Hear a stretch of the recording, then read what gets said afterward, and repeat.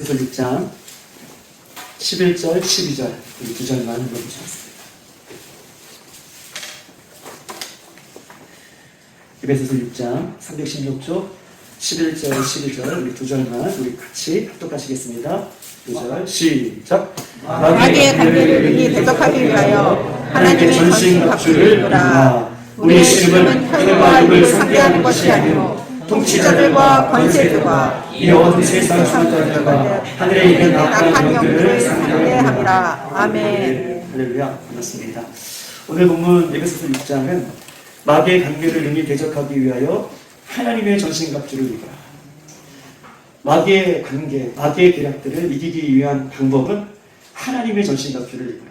즉 우리에게 있는 어떤 전신갑주들을 나의 노력을 나의 힘으로 그것들을 얻어서 어떤 영적인 것들과 대적하여 싸우는 것이 아니라 오늘 본문에 보니까 하나님의 전신갑주를 입으라. 그럴 때 마귀의 관계를 이길 수 있음을 성경 우리에게 말씀하고 있는 것입니다. 우리가 늘 정해진 시간, 정해진 예배, 정해진 모습으로 우리가 예배할 때가 있습니다. 정해진 시간이 되어서 늘 정해진 마음으로, 정해진 모습으로 우리가 예배하는 것이 아니라 오늘 이 예배 시간에 살아계신 예수님을 만나겠다는 그런 마음으로 늘 습관처럼 정해진 시간, 정해진 모습으로 드려지는 예배가 아니라 예수님 오늘 이 밤에 내가 예수님을 만나겠다는 마음으로 드려진 예배가 되기를 소망합니다. 참된 예배는요, 나의 생각과 참된 예배는 나의 환경과 나의 조건으로 드려지는 예배가 아니죠. 내가 기쁘니까 기쁜 예배가 드리는 것이 아니라 내가 슬프니까 어두운 예배가 드리는 것이 아니라 참된 예배는 나의 조건과 나의 생각과 나의 환경을 뛰어넘어 예수님의 이름을 선포하고 아멘. 예수님의 이름을 의지하는 것. 이게 참 힘들기도 하고 쉬운 말이기도 하지만 굉장히 어려운 말이죠. 나의 환경을 뛰어넘고 나의 생각을 뛰어넘고 나의 조건을 뛰어넘어 오직 예배의 주인 되신 예수님 이름을 선포하고 예수님의 이름을 간절히 찾는다면 그 예배는 오늘 예수님께서 우리의 마음속에 있는 깊은 간구도 우리의 기도도 우리의 눈물도 예수님께서 보시고 그렇게 간절하게 찾는 그들에게 오늘도 하늘의 은혜를 하늘문을 열어주시고 베풀어 주시는 것이 하나님의 은혜를 받는 것이 영적인 예배이고 참된 예배인 줄 믿습니다. 조건과 환경과 어떤 상황을 뛰어넘어서 예수님 살아계심을 우리가 믿고 그 예수님을 부르는 것, 그래서 그 예수님이 우리에게 은혜를 베풀어 주시는 것, 이것이 참된 예배인 것을 우리가 오늘 이 밤에 경험하는 귀한 시간 되기를 소망합니다. 코로나 시기를 우리가 겪으면서 참 많은 어려움을 겪었습니다. 어떤 분은 나의 바닥이 코로나 시기를 겪어서 나의 믿음이 바닥을 치는, 바닥을 드러내는 모습을 갖고 있는 우리 성도들도 이 코로나 시기에 있을 것입니다. 어떤 사람들은요, 교회를 안 다니는 분도 계시죠. 코로나 시기에. 코로나 때문에 교회를 멀리한 사람도 분명 있을 것입니다. 코로나 때문에 한두 번 교회에 안 가다가 이제 심지어는 어느덧 교회에 안 가는 것이 익숙해져서 교회 가는 것이 부담스러운 사람도 코로나 시대에 우리는 종종 항상 우리 곁에서 안타깝게도 찾아볼 수가 있습니다. 교회는 가야겠는데 다시 그 옛날 그 뜨거움을 회복할 수 있을까? 코로나 이후에 내가 교회는 가야겠는데 다시 옛날처럼 그 뜨거움을 내가 회복할 수 있을까? 고민만 하고 움츠러들고 있는 영혼들도 우리는 코로나 시대에 얼마든지 찾아볼 수 있습니다. 우리가 분명하게 알 수 있는 것은 이런 보세요. 올해를 지나서 이제 내년이 올 것인데 내년에는 올해보다 더 힘들 것이에요. 내년은 더 낫겠지. 그 후년에는 더 낫겠지. 10년 후에는 더 나을 거야. 그런데 성경의 면면을 자세히 보면 매 해가 점점점 주님 가까워질수록 어렵고 힘들고 때로는 그 길이 더욱더 고난의 길인 것을 성경 우리에게 얘기했어요. 내년은 낫겠지. 내년은 더 좋아지겠지. 그렇게 우리가 생각하지만 가면 갈수록 해가 거듭될수록 우리의 어려움들은 해결되는 것이 아니라 죄송하지만 더 어려워진다라고 하는 것이 성경이 우리에게 말하는 어떻게 보면 인간의 역사의 골자다라고 그렇게 이야기할 수 있습니다. 그렇기 때문에 우리 다음 세대 우리 아이들, 오늘 우리 어린아이부터 우리 청소년 아이들까지 예배하는데 우리 다음 세대 아이들은 정말 예배할 때에 목숨을 걸고 예배해야 돼요. 그리고 그 아이들이 예배를 목숨을 걸고 지킬 수 있도록 우리 어른들은 더 확실하게 이 아이들을 붙잡아 주죠. 왜냐하면 우리는 나이가 먹을수록 그 다음 세대가 지나가고 우리 하나님 앞에 갈 수 있는 날이 속히 오지만 다음 세대 아이들은 마지막 시기가 가면 갈수록 더 어려운 시기들을 겪어야 하는 시기이기 때문에 우리 아이들이 오늘 이 밤에 우리에게 기회가 있을 때, 예배할 수 있을 때, 찬양할 수 있을 때 우리 아이들이 확실한 은혜의 믿음을 가지 않으면 그 믿음은 견딜 수 없는 믿음이다 라고 성경 우리에게 이야기하고 있는 것입니다. 그래서 우리가 마지막까지 영적인 전쟁에서 승리할 수 있는 비결, 우리 두 가지만 얘기하고 싶어요. 우리가 끝까지 마지막 때까지 영적으로 승리할 수 있는 비결이 무엇인가?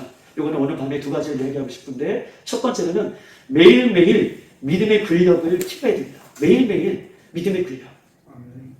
매일매일 믿음이라는 그 근력을 살에 붙이고 그 믿음이 튼튼하게 자랄 수 있도록 매일매일 믿음의 근력을 키워나가는 훈련을 할 때에 우리가 마지막 그때까지 우리의 믿음을, 하나님께서 우리에게 선물로 주신 그 은혜의 믿음을 지켜 나갈 수 있다라고 그렇게 이야기할 수 있는 것입니다. 내가 내년이 되면 위기를 극복할 수 있겠지. 3년 후면 내가 승리할 수 있겠지. 이것은 우리의 바람이지만 성경 그렇게 말하고 있지 않습니다. 예수님께서 지금 코로나로 인하여서 우리 모든 교회와 예수 믿는 모든 사람들을 한 명도 빠짐없이 전 세계에 예수 믿는 사람들 다 훈련시키고 있어요. 예수님은 어떻게 코로나 시기를 우리나라만 겪은 것이 아니라 전 세계가 다 겪고 있잖아요. 이 전 세계가 겪는 코로나의 이 모습으로 전 세계 많은 사람들의 믿음을 훈련시키고 있을 때에 지금 이 시기에 믿음으로 이길 수 있는 힘을 키워야 되는 거예요. 지금 이 시대에, 이 시기에 예수님의 말씀으로 무장해야 된다는 거예요. 지금 이 시기에 훈련하고, 지금 코로나로 인하여서 전 세계를 훈련시키는 지금 이 시기에 우리가 예배가 회복되어야 된다는 거예요. 특히 누가요? 우리가, 예수 믿는 우리가 예배가 회복되어야 되고, 지금 믿음이 회복되어야 되고, 지금 우리에게 주시는 하나님의 말씀으로 회복되는 시기가 이 시기라는 거예요. 이 시기를 그렇게 극복한 사람만이 내일을 이길 수 있고요. 내일도 그렇게 극복한 사람이 모레를 이길 수 있어요. 오늘 예배에 잠을 잔다. 오늘 예배에 내가 은혜를 못 받았다. 오늘 내가 예배에 실패했다. 그 사람은 내일도 예배에 실패할 확률이 많아요. 내가 오늘 지금 이 믿음의 근력을, 예배의 근력을, 기도의 근력을, 말씀의 근력을 키우지 아니하면 내일은 우리에게 없음을 성경 계속해서 우리에게 말씀하고 있는 것입니다. 성경은요, 말세가 되면 하나의 특징이 나타나는데 성경이 말하는 거예요. 말세 때는 믿는 사람들이 믿음에서 떠나간다 라고 말씀하십니다. 말세 때는요, 믿는 사람이 믿음에서 떠나간다. 이거 말씀은 굉장히 충격적인 말씀이죠. 정말 무서운 말씀이에요. 믿는 사람이, 예수님을 믿는 사람이 그 믿음에서 떠나가는 일을 볼 것이다 라고 말씀하고 있기 때문입니다. 뜨겁게 기도했던 목사님이, 뜨겁게 은혜를 받았던 장로님이, 뜨겁게 예수님을 사모했던 권사님이, 뜨겁게 부르짖었던 안시스타님이, 청년이 학생이 마지막 때는요, 그 믿음에서 떠나간다. 기도하지 않고 예배하지 않고 결국 사망의 길에 설 것을 성경은 이야기하면서 말세에 그런 일이 있을 것이다 라고 말씀하고 있는 것입니다. 그렇게 열심히 기도했던 청년이 더 이상 교회를 다니지 않죠. 술, 담배, 클럽, 세상에 취해 교회에 다니는 친구들에게 너 아직도 교회 다니니? 나는 벌써 교회를 끊었어. 마치 학원 끊는 것처럼. 요즘 아이들이 그래요. 너도 내가 한국에 와서 너무 충격을 받았는데 교회를 끊었다는 거예요. 그래서 맨 처음에 교회 끊었다는 얘기를 무슨 말인지 못 들었어요. 그랬더니 학원 다니는 것처럼, 학원 우리 뭐 돈이 없거나 또 상황이 안 맞으면 끊어버리잖아요. 그렇게 끊는 것처럼 요즘 학생들과 청년들 사이에서는 교회를 끊었다 라고 하는 그런 이야기를 하는 시대에 우리가 살고 있습니다. 그런데 분명하고도 명확한 것은 시간이 가면 갈수록 이런 증상이 없어지는 것이 아니라 점점점 많아진다는, 그 회 안에서도 많아지고 믿는 사람들 속에서도 많아진다. 이것이 문제인 것을 성경은 얘기하면서, 그러면 마지막까지 우리가 어떻게 하면 그렇게 몸부림치며 그 믿음을, 예수님 잘 믿는 믿음을 가지고 있을 수 있을까? 라고 했을 때 날마다 믿음의 근력을 키울 수 있는, 성경 그 외에는 바라지 않잖아요. 예수님을 잘 믿는 훈련을 받고, 말씀의 훈련을 받고, 그 말씀을 적용하는 훈련을 받고, 예배하고 기도하고, 이런 훈련들이 아무것도 아닌 것 같지만 이런 훈련들을 매일매일 같이 우리가 이렇게 훈련받을 것을 성경 우리에게 이야기하고 있습니다. 저는 절대 제 자랑이 아닌데요, 제가 이제 좀 몸이 본격적으로 아프기 전에는 체육교사가 저에게 꿈이었어요. 그래서 운동 좀 잘했고 그래서 많은 분들이 운동을 좀 하면 좋겠다 권유를 했는데 참 운동 안 한 게 참 다행이죠. 왜냐하면 키가 요밖에 안 됐기 때문에 운동 안 한 것이 참 다행이다라고 생각하는데 그렇게 어쨌든 그 운동으로 나갈 수 있는 길들이 열려졌음에도 불구하고 그 길을 잘 가지 못했어요. 그리고 나서 물론 부모님이 안 계시니까 제가 누나들을 좀 도와야겠다, 건사야겠다라는 마음을 주셔서 자격증 하나를 땄는데 자격증 하나 중에서 항공비, 비행기를 고치는 자격증을 땄어요. 그런데 이제 비행기를 고치는 이렇게 자격증을 이렇게 보다 보면 공부하다 보면 어떤 특징이 있냐면 비행기는요 자동차에 비해 사고 날 확률이 90% 이상 사고가 나지 않아요. 그렇게 안전하다고 배워요. 우리가 공부할 때도 90% 이상 비행기는 자동차보다 안전하다. 자동차는 가다가 고장이 나면 어떻게 돼요? 맞아요. 우리 거기 정비소에 가서 맡겨서 고치면 되잖아요. 그런데 비행기는 날아가다가 고장나면 어떻게 되죠? 떨어져요. 맞아요. 떨어져요. 떨어지면 뭐 살아날 수 있는 확률이 거의 없어요. 그렇기 때문에 비행기를 우리가 공부할 때에 비행기 안에는 뭐 너트, 볼트, 리벳 이런 것들은요 자 절대값이 있어요. 절대값이라는 것은 오늘 2022년 몇 월 며칠 요거 바꿨음 그러면 2022년 몇 월 며칠 요게 멀쩡해도 요게 아주 튼튼해 보여도 그날이 되면 이것을 바꾸는 거예요. 무슨 말인지 아시죠? 고장나서 바꾸는 것이 아니라 그 매뉴얼에 맞게 아주 튼튼하고 아주 뭐 쓸만하지만 사람들 보기에 쓸만하지만 그 시기가 되면 매일매일 점검해서 바꾸는 거예요. 비행기에 얼마나 많은 부품들이 있겠습니까? 그것을 매일매일 점검하고 매일매일 그것들을 확인하고 매일매일 교체하고 매일매일 하는 훈련을 매일매일 하기 때문에 비행기가 자동차보다 어떻게 해요? 하늘에서 떨어질 확률, 사고 날 확률이 물론 큰 사고가 나기 때문에 매스컴에 나오지만 자동차보다 90% 이상 안전하다라고 그렇게 배우는 것입니다. 매일매일이죠. 우리도 매일매일 시간마다 예배하는 데에 우리가 집중하지 아니하면 또한 우리가 예배 가운데 정신을 차리고 깨어있지 아니하면 우리가 예수님을 찾을 때에 예수님을 만나는 그 믿음의 근력을 매일매일 우리가 우리 자신 가운데 확인하지 아니하면 우리의 영혼은 안전하다고 얘기할 수 없어요. 우리의 영혼은 안전하다고 할 수 없어요. 왜냐하면 말세에 믿는 자들이 믿음에서 떠나간다 하고 분명하게 우리에게 말씀하고 계시기 때문에 누가 그 믿음에서 떠날지 모르니 우리는 그 믿음의 훈련을 매일매일 할 것을 성경 우리에게 이야기하고 있습니다. 두 번째 우리가 승리할 수 있는 것 마지막까지 믿음의 훈련을 매일매일 해야 된다가 첫 번째 요지고요. 두 번째 요지를 지금 여러분들과 함께 나누고 싶은 본격적으로 나누고 싶은 것입니다. 우리가 마지막까지 우리가 승리할 수 있는 비결은 두 번째는 우리가 전쟁 중이라는 사실을 잊지 않고 이것을 날마다 기억하는 거예요. 아, 내가 지금 전쟁 중이구나. 늘 기억하고 매일같이 준비하고 그것을 잊지 않는 것. 내가 전쟁 중이구나. 라는 것을 기억하고 잊지 않을 때 우리가 마지막까지 승리할 수 있다. 무슨 말이냐? 그 말들을 좀 이야기하고 싶습니다. 제가 중국에 있을 때 연평도 사건이 터졌어요. 연평도에서 막 폭격이 일어나는 것이 있었는데 저는 몰랐는데 중국 친구들이 한국에서 전쟁이 벌어졌다는 거예요. 그래가지고 이제 휴대폰으로 이제 보여주는데 진짜 연평도에 막 폭격이 터져가지고 중국에 있을 때 그래서 중국 친구들이 지금 한국에 전쟁이 일어났으니 너 들어가지 말아라. 한국 가지 말아라. 여기서 우리가 살자. 이렇게 얘기하더라고요. 한편으로는 고맙지만 한편으로는 너무나 안타까운 사람들을 저 외국 땅에서 바라보면서 지냈던 것이 연평도 사건 하면 제가 떠오르는 사건 중에 하나입니다. 우리나라는요, 눈에 말씀하시지만 여러분들에게 제가 어떤 무서움을 주려고 하는 것이 아니라 우리 홍수민 집사님도 계시지만 우리나라는 전쟁 중인 나라예요. 잠시 휴전을 하고 있는 상태죠. 휴전. 야, 잠시 우리가 너무 힘드니 많은 사람도 피해가 많으니 우리가 어떤 룰을 정해놓고 우리 이 기간 동안 전쟁을 좀 휴식하자라고 하는 휴전을 하고 있는 상태예요. 러시아와 우크라이나 전쟁처럼 여러분 러시아와 우크라이나 전쟁이 얼마나 폐허가 됩니까? 얼마나 많은 사람들을 무고한 사람들을 땅바닥에 묻어놔서 그 사람들을 매장하고 있으니까 우리나라도 죄송한 일이지만 언제 전쟁이 그렇게 터져도 이상하지 않는 나라가 우리나라다라고 이렇게 이구동성들 어떤 세계에서 우리나라가 이슈가 터지면 많은 세계의 매스컴들이 우리나라를 주목하고 있는 그 이유는 우리나라가 아직도 전쟁 중에 있는 나라이기 때문에 그런 것입니다. 전쟁 중이라는 사실을 잊지 않고 대비할 때에 전쟁은 승리할 수 있다라고 말할 수 있습니다. 우리가 반드시 기억할 것은요. 보세요. 예수 그리스도를 믿는 사람은요, 주님 다시 오실 때까지 전쟁 중이에요. 예수 그리스도를 믿는 사람은 예수님이 다시 오실 때까지 전쟁을 치르는 중이에요. 그리고 그 전쟁이 완전히 완성되는 날은 예수님 앞에 서는 날, 전쟁이 끝나는 날입니다. 예수님 앞에 서기까지 우리들은 예수를 딱 믿는 순간부터 사단 마귀는 우리를 가만두지 않죠. 영적인 전쟁을 계속해서 벌여옵니다. 우리를 지옥 백성 만들기 위해서 계속 전쟁을 우리한테 벌여줘요.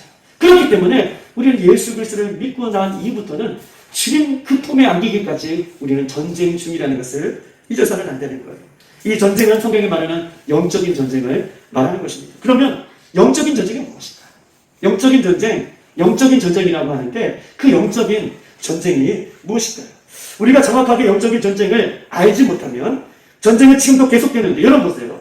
우리가 영적인 전쟁을 잘 알지 못하면 영적인 전쟁이 지금 막 전쟁이 일어나는데 아무 무기도 없이 아무 들은 것도 없이 그냥 전쟁 한복판을 돌아다니는 것 같아요. 왜냐하면 전쟁을 모르기 때문에.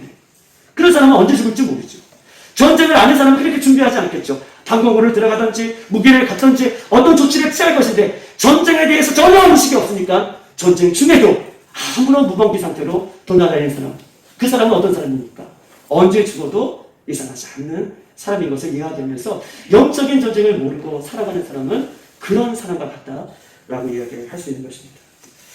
전쟁 중이라는 것을 잊어버리고 깊이 잠들어 있으면 결과는 죽음이고 결과는 패배인 것이죠. 영적 전쟁은 무엇입니까? 우리 삶 가운데 영적인 전쟁이 계속해서 일어나는데 영적인 전쟁은 이런 것이에요. 영적인 전쟁은 예수를 믿는 사람을 예수님을 더욱더 사랑하고 예수님을 더욱더 의지하고 예수님 앞에 더욱더 가기를 원하는 그 마음이 이 세상 속에서 흔들리지 않고 그 예수님의 믿음과 사랑과 은혜를 지켜가는 것. 할렐루야. 이것이 영적인 전쟁이라는 거예요. 영성의 전쟁은 무엇이냐? 예수님을 내가 믿고 예수님을 더욱더 사랑하고 예수님을 더욱더 의지하고 예수님 앞에 더욱더 믿음으로 가기를 원하는 나의 마음이 세상 속에서 흔들리지 않고 쓰러지지 않고 넘어지게 하여 몸부림치는 그 모든 과정을 우리는 영적인 전쟁이다 라고 그렇게 이야기할 수 있습니다. 예수 그리스도를 믿는 사람들을 보면서 안타까운 것은 우리가 예수 그리스도를 믿는 그 순간부터 영적인 전쟁이 시작되어지고 똑같이 예배를 출석하고 똑같이 하나님 앞에 예배하며 똑같이 하나님 앞에 말씀을 들어도 이 전쟁에 대한 인식이 없는 사람은 어떻게 해요? 늘 예배를 들어 똑같은 예배. 얼마나 전쟁 중에 드려지는 예배이기 때문에 얼마나 목숨을 걸고 드려져야 하는 예배인데도 불구하고 이 영적인 전쟁을 내가 하고 있다. 지금 시작 중이다. 지금 영적인 전쟁이 일어나고 있다. 이 예배 시간에도 일어나고 있다. 라는 것들을 모르기 때문에 늘 똑같은 예배. 변함이 없는 예배. 멜로디즘에 빠진 그런 예배들을 할 수밖에 없는 그런 모습으로 성경 우리에게 끊임없이 깨어있을 것을 그 영적인 전쟁이 무엇인가에 대해서 오늘 본문은 우리에게 이야기하고 있습니다. 특별히 에베소서 오늘 6장 11절에 있는 말씀 한번 보십시다. 6장 11절에 있는 말씀 다 같이 시작. 마귀의 관계를 대적하기 위하여 하나님의 전신갑주를 입으라. 아멘. 오늘 6절에 보면 사도 바울이 마귀의 계략, 마귀의 관계를 맞설 수 있는 것은 하나님의 전신갑주, 하나님의 무기를 전신갑주를 입는 것이다 라고 얘기하는 거예요. 원문에 보니까 전신갑주를 입는 것이다 라고 하는 이 말은요, 전신과 하나님의 무기를 완전 무장해요. 하나님의 무기로 완전 무장, 중무장하고 그렇게 살 것을 이야기하는 거예요. 그냥 우리가 전신갑주를 해라, 전신갑주를 입어라, 뭐 의의 힘배, 복음의 신, 구원의 투구 이렇게 우리가 이야기하는 그것만이 얘기하는 것이라 원문에는 우리가 하나님의 그 전신갑주를 입는데 완전 무장해라. 언제든지 싸울 준비를 할 수 있도록 중무장을 해라. 라고 사도 바울은 이렇게 에베소서 교회에 믿는 성도들에게 대해서 본문은 우리에게 이야기하고 있는 것입니다. 우리는 전신갑주를 입어라 라고 하면 마치 학생들은 만화책에서 성경 만화책에서 어떤 주인공이 아이템을 하나씩 얻는 것처럼 진리의 허리띠를 얻었다, 의의 흰배를 얻었다, 복음의 신발, 믿음의 방패, 구원의 투구, 말씀의 검을 얻었다, 이런 정도로 우리가 생각한다는 거예요. 그런데 오늘 본문은, 성경 원문은 군인들이 실전에 투입하기 직전에 완전 무장을 하는 것처럼 그렇게 하나님의 무기로 완전 전신갑주를 취해 있어야 됨을 성경 이야기하면서 그런 사람만이 영적인 전쟁에서 이길 수 있음을 우리에게 말씀하고 있는 것입니다. 예수를 믿는 성도가 죄악으로 가득한 이 세상 가운데 예수님을 사랑하고 예수님을 그걸 믿는 그 믿음을 빼앗기지 않기 위해서 날마다 몸부림치는 것, 이것이 영적인 전쟁이라고 말씀해 드렸습니다. 영적인 전쟁은 내가 예수님의 말씀대로 순종하고 싶고 내가 예수님을 더욱 사랑하고 싶은데 세상은 그런 나를, 그렇게 마음먹고 신앙생활하는 나를 절대로 가만두지 않는다는 거예요. 내가 예수님을 사랑하고 싶고 더욱더 말씀에 순종하고 싶고 내가 예수님의 말씀으로 살아가고 싶은데 세상은 절대 그렇게 마음먹은 우리를 가만두지 않는다. 그래서 그렇게 마음먹은 우리를 넘어뜨리기 위해 세상은 유혹하잖아요. 세상은 다른 곳을 바라보라고 우리의 믿음의 눈을 다른 곳에 돌리게 하잖아요. 그리고 세상은 예수님의 말씀대로 살려고 하는 우리들에게 환경과 여건과 많은 사건들을 우리에게 베풀어주면서 어떻게 해요? 우리의 믿음을 요동치게 하고 만들고 있지 않습니까?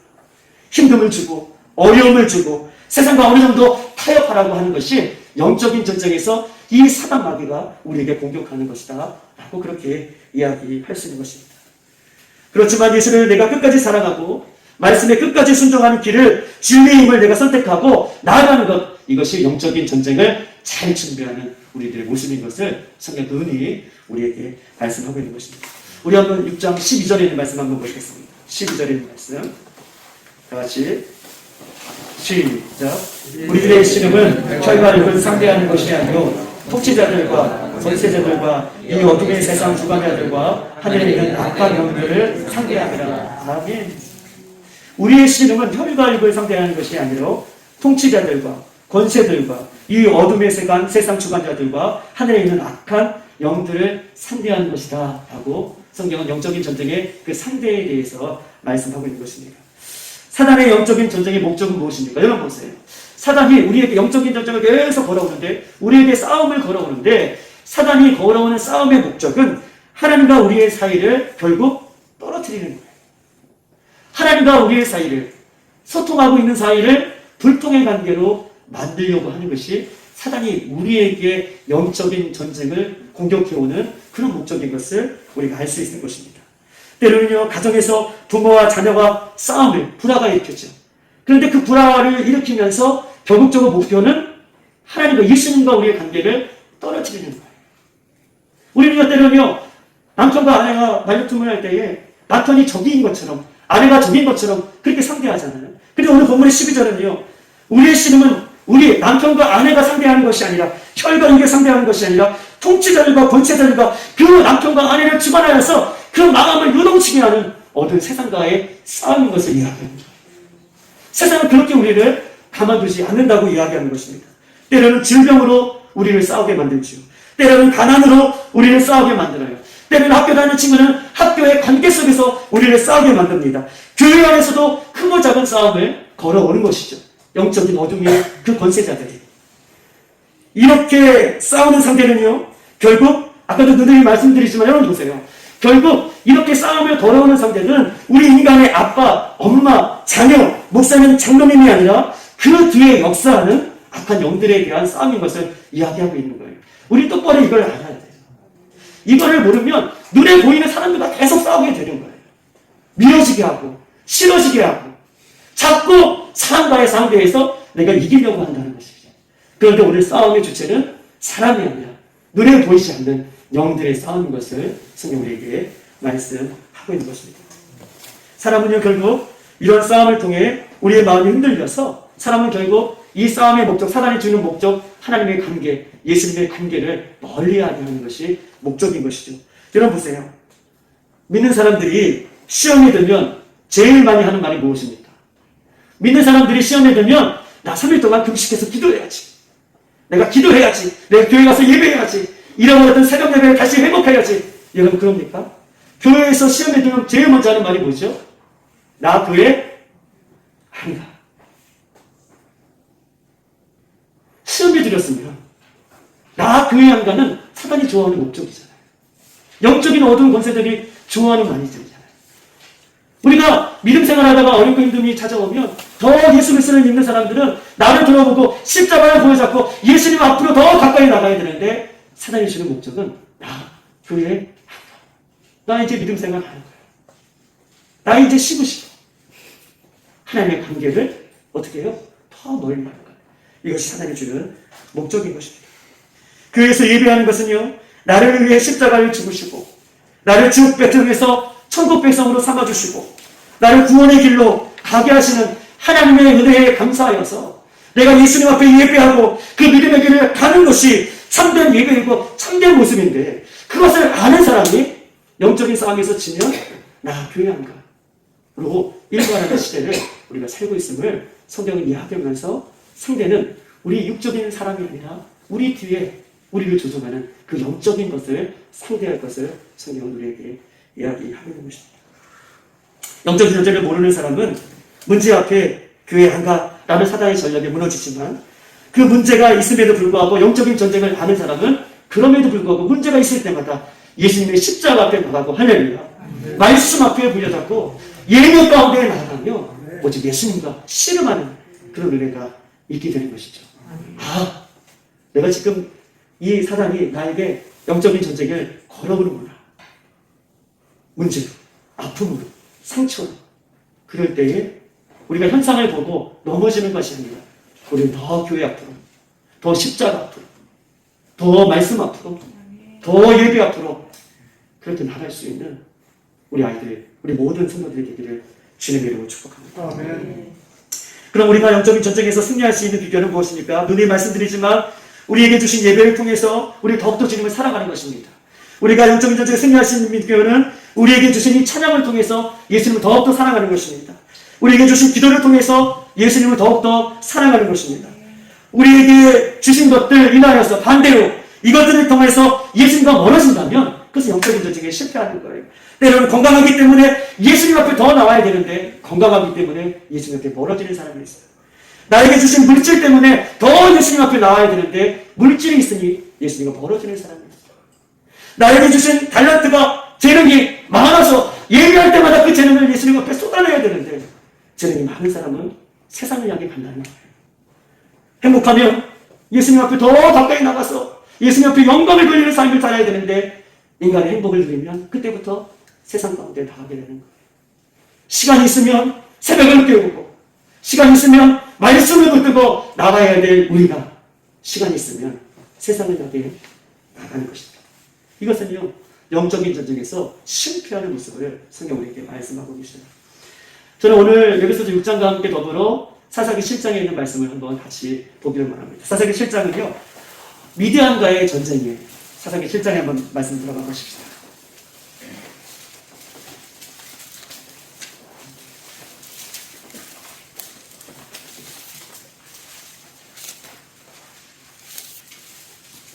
자 보세요. 사사기 7장, 6장 전체적인 그 내용을 보면 이스라엘 백성들이 여러분 보세요. 미디안 군대와 전쟁을 치르기 위한 그런 어떤 모습들이 사사기 6장과 7장의 전체적인 것에서 이야기하고 있어요. 성경을 우리가 읽을 때 이 전쟁은 이스라엘 백성과 미디안 군대와의 싸움이라고 생각하지만 여러분 보세요. 미디안 군대와 이스라엘 백성들 가운데의 싸움이라고 생각하지만 그러나 영적인 전쟁에서 보면 이것은요 지금 미디안 군대와 이스라엘 군대가 싸우는 것이 아니라 지금 영적인 전쟁을 치르는 것으로 우리가 해석하면 더 좋을 것 같아요. 영적인 전쟁의 모습을 오늘 본문은 사사기 7장과 6장은 보여줍니다. 우리가 반드시 기억해야 할 이 땅에 싸울 영적인 전쟁은 사단이 주는 더러운 죄와의 싸움인 거예요. 우리가 이 땅에서 우리가 영적인 전쟁을 하고 있는데 이 영적인 전쟁은 사단이 주는 이 사단이 주는 이 더러운 죄, 이 죄하고 싸우는 것이 영적인 전쟁인 것을 좀 말하고 싶은 것입니다. 여러분 한번 찾아보십시다. 6장 25절, 사사기 6장 25절 한번 찾아볼까요? 26절에 있는 말씀. 영적인 전쟁은 사단이 주는 죄와의 싸움인데 죄와의 싸움인데 6장 25절, 26절 다 같이 한번 천천히 읽어보십시다. 시작. 그날 밤에 여호와께서 기드온에게 이르시되 내 아버지께서 있는 수소 곧 7만 배 둘째 수소를 끌어오고 내 아버지에게 있는 바알의 제단을 하며 그 곁에 아세라상을 찍고 또 이 산성 꼭대기에 내 하나님 여호와를 위하여 그레데도 한 제단을 쌓고 그 둘째 수소를 잡아 내가 찍은 아세라 나무로 번제를 드릴지니라 하시니라. 아멘. 오늘 사사기 6장 25절, 26절에 이렇게 말씀을 이야기하고 있는 것입니다. 보세요. 미디안과의 전쟁을 치르기 이전에 하나님께서는요 이 기드온에게 요구하고 계셔요. 자 보세요. 이스라엘 백성이 미디안과의 전쟁을 앞두고 있어요. 그런데 이것을 영적인 전쟁이라고 보고, 또 이 영적인 전쟁은 무슨 전쟁이냐? 죄와의 죄, 더러운 죄와의 이 싸움이다, 전쟁이다 라고 하는 전쟁을 보고, 여러분 보세요. 오늘 이 6장 25절에는요, 미디안과의 전쟁을 치르기 전에 하나님께서 기드온에게 요구하고 있는 사항을 있어요. 요구하는 것 한 가지를 하나님께서 직접 기드온에게 말씀하십니다. 즉, 미디안 군대의 적군이 몇 명인가요? 보세요. 미디안 군대가 어떤 전술을 갖고 있는가? 미디안 군대가 어떤 무기들을 갖고 있는가? 미디안 군대가 얼마나 강력한가? 이것을 준비해라. 하나님께서는 전쟁을 앞두고 있는 이스라엘 백성들에게 이것을 요구하고 있는 것이 아니라, 오늘 25절, 26절은 기드온에게 이스라엘 백성들에게 있어서 전쟁에 있어서 첫 번째 우리가 하나님 앞에 해야 할 일은 바알의 제단을 헐고, 오늘 25절, 26절이에요. 전쟁을 앞두고 있는 기드온에게 이야기하는 것입니다. 이스라엘 백성들에게 이야기하고 있는 거예요. 바알의 제단을 헐고 아세라상을 찍어내고 그 무너진 자리에 제단을 쌓고 그 나머지 찍어버린 모든 우상들의 신상들을 불태워버려라 라고 얘기하고 있어요. 전쟁을 앞두면 상대가 적군이 몇 명인지, 전술이 무엇인지, 무기가 어떤 것인지, 이런 것들을 하나님께서 준비해라 라고 말씀해 주시는 것이 아니라, 바알의 제단을 헐어버리고 아세라 신상을 찍어버리고 그 신상들을 어떻게 해요? 불에 태워버리고 하나님의 제단을 쌓을 것을 미디안과의 전쟁을 앞두고 있는 이스라엘 백성들에게, 기드온에게 지금 하나님은 요구하고 있는 것입니다. 이스라엘 백성은요, 광야를 지나, 여러분 보세요. 아주 광야를 지난 이후에 아주 견고한 성, 우리가 잘 알고 있는 여리고성을 만나요. 여리고성은요, 난공불락 같은 성이었습니다. 어떻게 싸울지 몰라가지고 매일 하나님의 말씀에 순종하여 한 바퀴씩 돌다가 마지막 날은 7바퀴도 하나님의 말씀에 순종할 때 이스라엘 백성들이 자기들은 한 것도 없는데 하나님의 말씀 가운데 순종해 뒀더니 여리고성이 무너지는 역사가 있었던 거예요. 그리고 나서 여리고성 다음에 만난 성이 무슨 성이죠? 아이성이죠. 여리고성을 무너뜨리고 난 다음에 만난 아이성은 쉬운 종목이었어요. 너무나 쉽게 보였어요. 여리고성은 난공불락 같은 그런 견고한 성이었지만 그에 비해 아이성은 너무나 작은 성이었어요. 그렇기 때문에 이스라엘 백성들이 아이성 전투를 보는 순간 자기들은 모두 승리할 것처럼 생각했습니다. 그러나 우리가 역사적으로 볼 때 이스라엘 백성들은 아이성 전투에 완전히 박살나는 그 모습을 성경은 우리에게 이야기하고 있죠. 사사기를 통해서 6장, 7장에 거쳐서 계속해서 이야기합니다. 여러분 보십시다. 성경을 보면요, 아이성 전쟁은요, 싸워서 진 전쟁이 아니라, 아이성 전투의 이 전쟁은 싸워서 진 전투가 아니라, 전쟁이 아니라 이미 지고 싸운 전투인 것을 성경이 이야기하고 싶습니다. 이미 지고 전쟁을 시작했다. 싸워서 진 것이 아니라 이미 진 상태에서 전쟁을 했다라고 이야기합니다. 우리 한번 7장 1절에 있는 말씀 한번 보십시다. 사사기 7장 1절. 여호수아 7장 1절입니다. 죄송해요. 327쪽에 있습니다.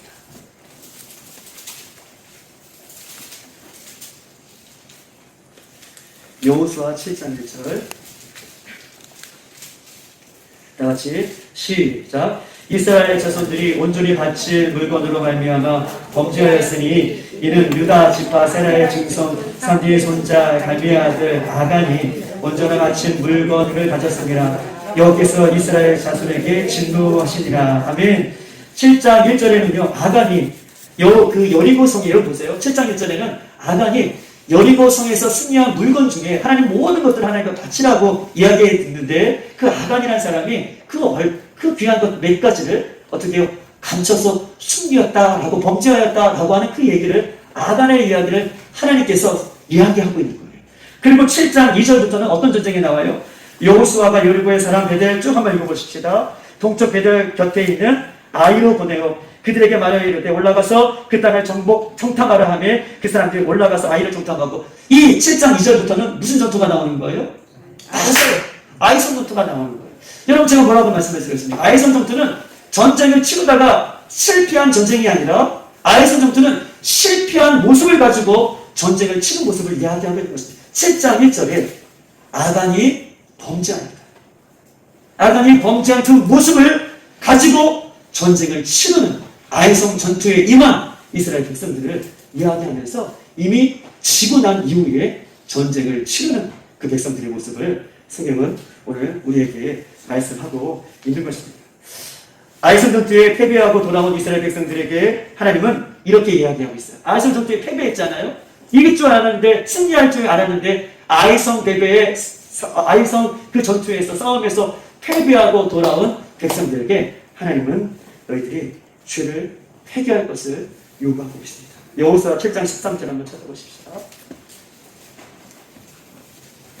7장 13절 시작. 너는 일어나서 백성을 거룩하게 하여 이르기를 너희는 내일을 위하여 스스로 거룩하게 하라. 이스라엘 하나님 여호와의 말씀에 이스라엘아 너희 가운데 온전히 바친 물건이 있나니 너희가 온전히 바친 물건을 너희 가운데에서 제거하지 내 원수들 앞에 능히 맞서지 못하리라. 아멘.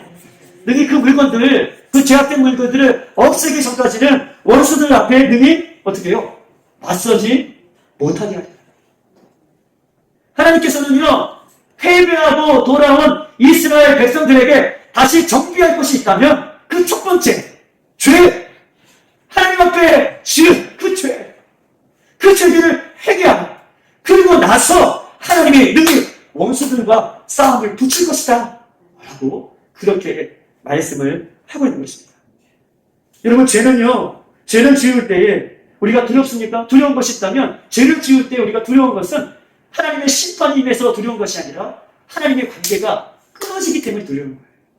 죄라는 것은요, 물론 심판 때문에 두렵죠. 죄의 결과가 죽음이니까 그 죽음 때문에도 더 두렵지만 죄를 지음으로 말미암아 하나님의 관계, 소통의 관계가, 불통의 관계, 그런 관계가 되어질까봐 죄는 그렇게 무서운 것이에요.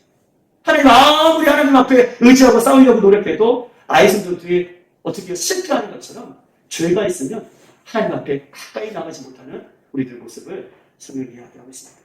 미디안과의 전쟁을 앞두고 우리 한번 사사기 6장 1절에 있는 다시 말씀 한번 찾아보십시다. 뒤로 넘겨서 370쪽 6장 1절. 미디안의 전쟁을 앞두고요. 6장 1절에 이렇게 말씀하십니다.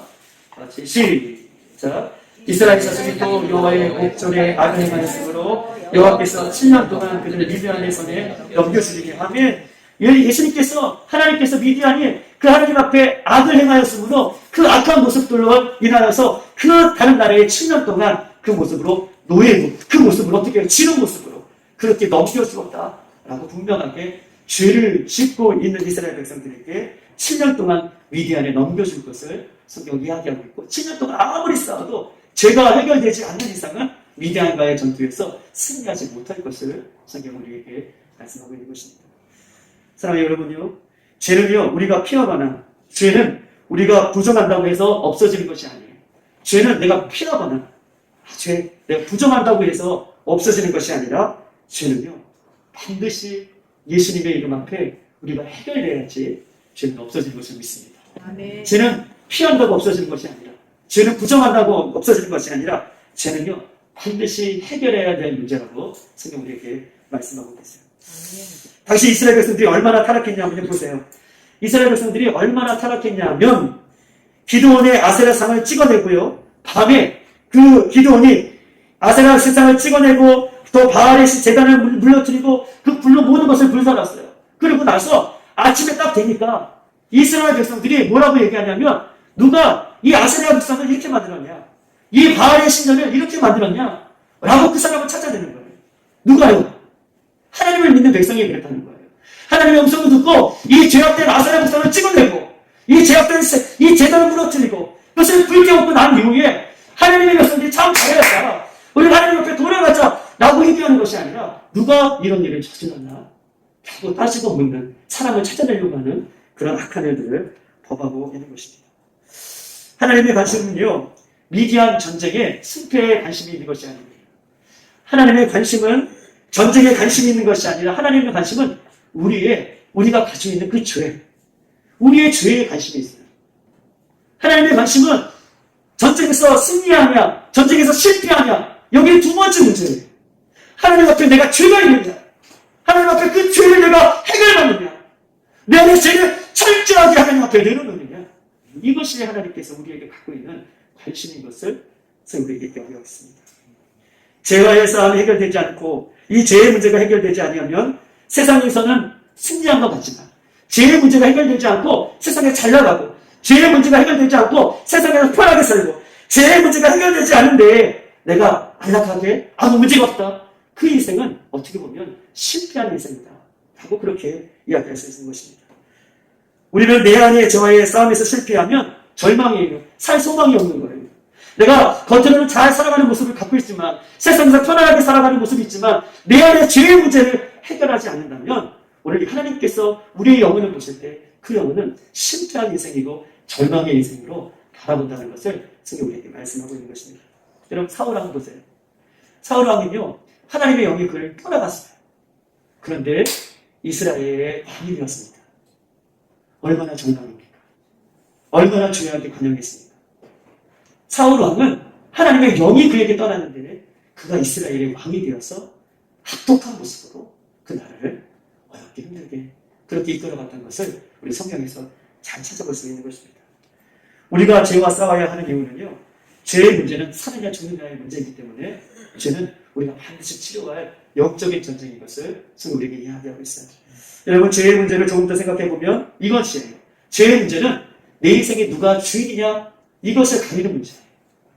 죄는요, 반드시 우리가 해결해야 되는데, 죄는 살고 죽는 문제인데, 그런데 죄를 이길 수 있는 면면들을 살펴보면, 죄를 지을 때, 죄를 짓는 우리들의 모습을 보면, 누가 내 인생에 지금 왕노를 타고 있느냐, 이것들을 따져보면, 아, 지금 죄가 내 안에 있구나, 내 생각 속에 있구나, 나를 컨트롤하고 있구나, 를 볼 수 있다는 것입니다. 사도 바울은요, 신약 성경에 27권 중에 13권을 기록한 사람이에요. 그럼에도 불구하고 그 위대한 일을 했음에도 불구하고 그가 고백하기를, 오라 나는 공부한 사람이로다. 내 안에 하나님의 법과 세상의 법에서 세상의 법이 함께 내 안에서 싸운다. 오라 나는 공부한 자로다. 라고 그가 늘 하나님 앞에 자기 자신을 점검하는 모습을 성경은 우리에게 말씀하고 있는 것입니다. 즉, 우리가 아무리 죄와 싸워 승리한다고 생각하지만, 죄는요, 여러분 보세요. 우리가 아무리 죄와 오늘 이 밤에 싸워서 승리한다고 하지만 내일 또 다른 죄가 올라올 거예요. 또 내일도 싸워 승리한다고 하지만 주님 다시 오실 때까지 한 번 승리가 아니라, 한 번 승리가 영원한 승리가 아니라 또 다른 죄가 그 다음에 우리 가운데 올라올 것이에요.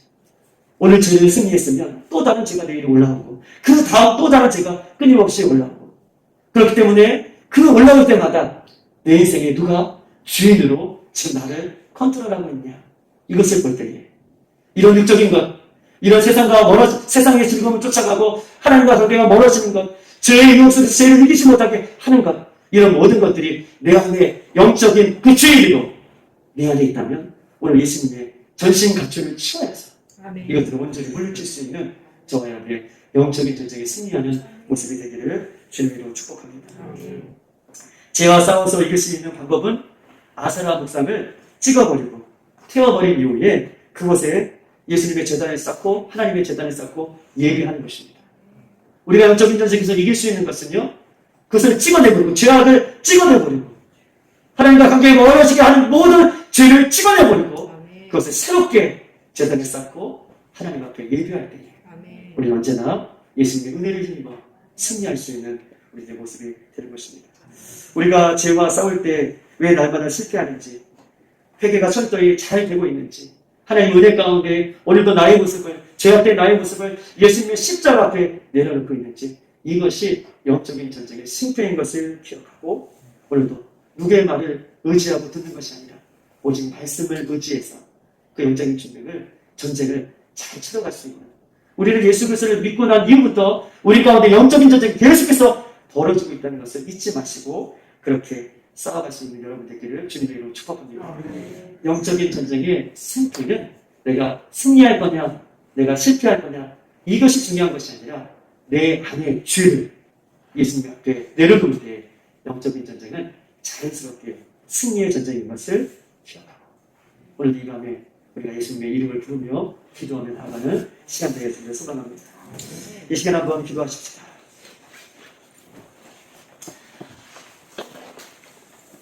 우리가 마지막 때가 될수록 믿는 자들이 그 믿음에서 떠날 것인 것을 성경은 우리에게 말씀하고 계십니다. 아마 우리 다음 세대 아이들은 더 지금 시대보다 어려운 시기를 분명히 보낼 것이에요. 그러나 이 영적인 전쟁에서 싸울 수 있는 것은 우리가 하나님의 전신갑주를 날마다 무장하지 않으면 우리는 영적인 전쟁에서 실패하는 인생이 될 것입니다. 예수님, 나의 믿음의 근력을 예배하는 것, 기도하는 것, 말씀을 늘 삶 가운데 지켜나가는 것, 이것이 내 인생에 주님 오실 때까지 지켜나가야 할 영적의 전쟁에 이길 수 있는 비결인 것을 고백하며, 오늘도 하나님, 전쟁의 승패는 다른 것이 아니라 내 마음의 죄, 나는 모두 멀리 떨어져 있는 죄, 그것을 주님 앞에 내려놓을 때에 우리 반드시 영적인 전쟁에서 승리하게 되는 줄 믿습니다. 이 시간 나의 더럽고 추한 죄, 은밀하게 감춰져 있는 죄, 주님 앞에 더 가까이 나아가지 못하게 하는 죄, 하나님과 관계 속에서 하나님과 가까이 가지 못하게 하는 더러운 죄들을 아버지 하나님 이 시간에 십자가에 못 박고 예수님의 이름 부를 때에 성령의 충만한 은혜를 우리에게 허락해달라고 이 시간 주여 한번 부르고 기도합니다. 주여, 주여,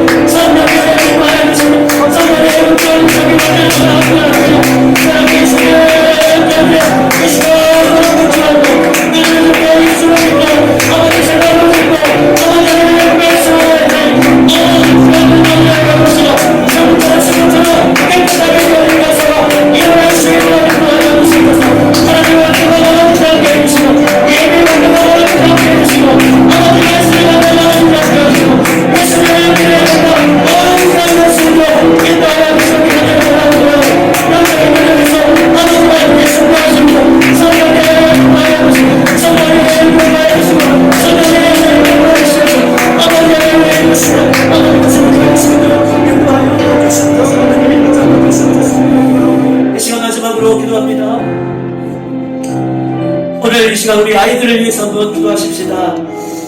마지막 때가 될수록 우리 아이들이 더 많은 유혹 속에 휴가 되지 못하고 만약에 7년 대회 하나를 겪는다면 그 환란 속에서 우리가 이길 수 있는 믿음은 순교하는 믿음 외에는, 그 순교하는 믿음 외에는, 그 믿음 갖지 않고는 우리 모두가 환란을 견딜 수 없음을 성경 누누이 우리에게 말씀하고 계시고 기술에게도 이야기하고 계십니다.